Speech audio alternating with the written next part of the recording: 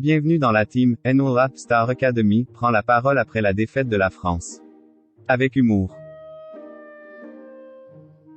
Comme la majorité des Français, Enola a passé un week-end rythmé par l'élection de Miss France 2023 et la finale de la Coupe du Monde, perdue par les Bleus.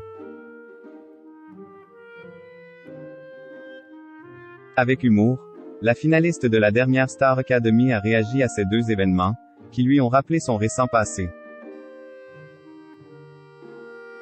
Perdre avec panache, Enola connaît bien.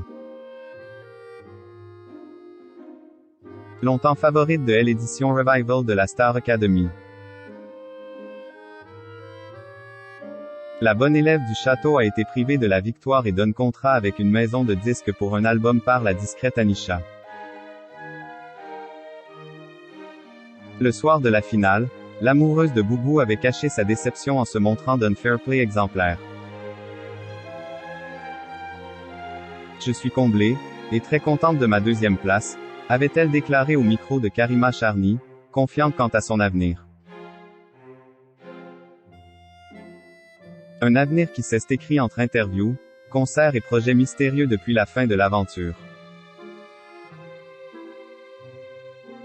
Ses fans seront néanmoins déçus de ne pas l'avoir assuré une séance de dédicace à Damary Lélis. Alors que le célèbre édifice ouvrira ses portes au public du 21 décembre jusqu'au 1er janvier prochain. C'est une team comme une autre, c'est sympa. Enola n'a pourtant pas la défaite amère.